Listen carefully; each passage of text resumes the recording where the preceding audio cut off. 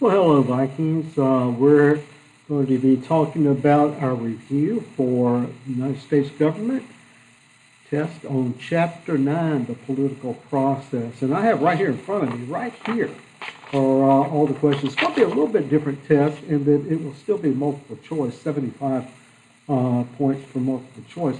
But 25 points will come from short answers that you get to fill in. So you want to make sure that you know all of the key terms. Make sure you know all the key terms. 25 points, short answer, key terms. Okay, let's get started.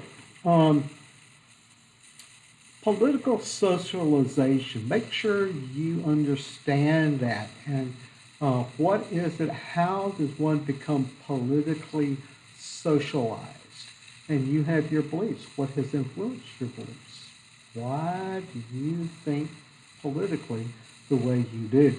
And then we're going to talk some about polls. You want to make sure that you understand the polls and what is a random sample, how important is that for polling data.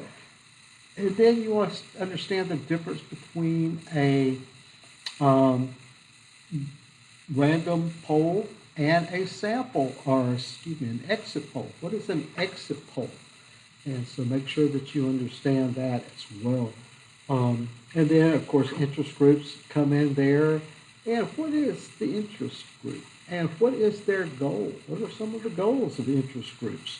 And what's the difference between an interest group? How do they relate to PACs? And I hope you know what a PAC is, a political action committee. So how do they relate to each other? Which comes first? So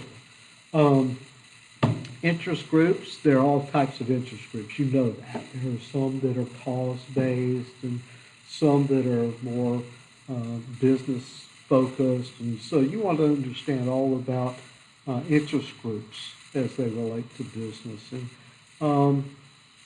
let's say that an interest group was lobbying for clean water.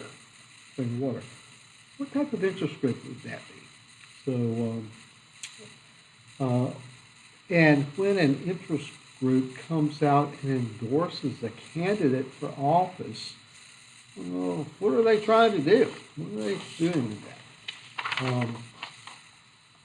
And then how do political parties relate to interest groups? What's the difference between a political party and an interest group? What is their focus? Are they the same? And a political party's ideology. How would you describe a political party's ideology?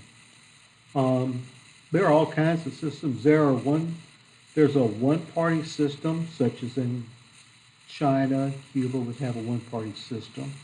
We have a two-party system. You knew that. Basically, a two-party, Democrat, Republican, and then most of the world. What type of system does most of the world have when it comes to parties, political parties? You want to know that, and how we do have two parties primarily.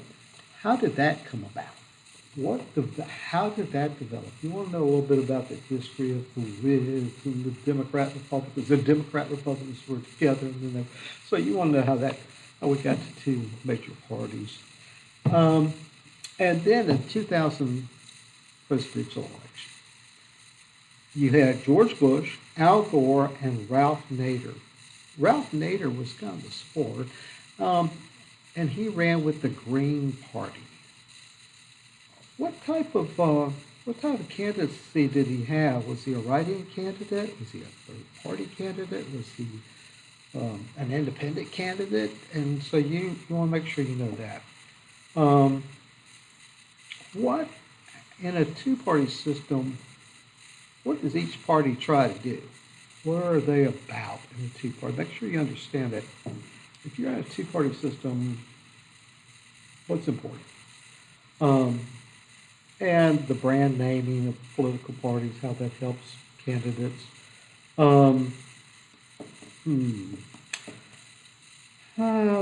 What is a caucus? And There's a direct primary that is open or closed. What's the difference between an open and closed primary? You want to make sure that you know that. And since the 1890s, has the nominating process, selecting a presidential candidate, has it become more democratic or less democratic? And you need to have your thinking straight on that. What is the main task of a national nominating committee? What do they want to do? Now, they do a platform, and they set some things together, but what is their main task of a nominating committee? Well, I think the Democrats and the Republicans will have theirs in August this year because of coronavirus. They've moved it back. What is the main task they want to accomplish at those nominating conventions? And then kind of the primaries, open, closed, general, all those things. Caucus has a caucus different from our primary. You want to know that. When do special elections occur? Special elections are elections that are outside of that 2-year cycle. When do they occur and why? What causes them? And what takes place on the first Tuesday after the first Monday in November of every even number of years? So 2020, what's going to happen this year? Be careful. Be careful. Make sure that you call it correctly. Do not, I just can't go there. Absentee ballots, for or against them. Why would you be for an absentee ballot? What's good about an absentee ballot? What's bad about an absentee ballot? And is it going to increase participation? Is it going to decrease participation?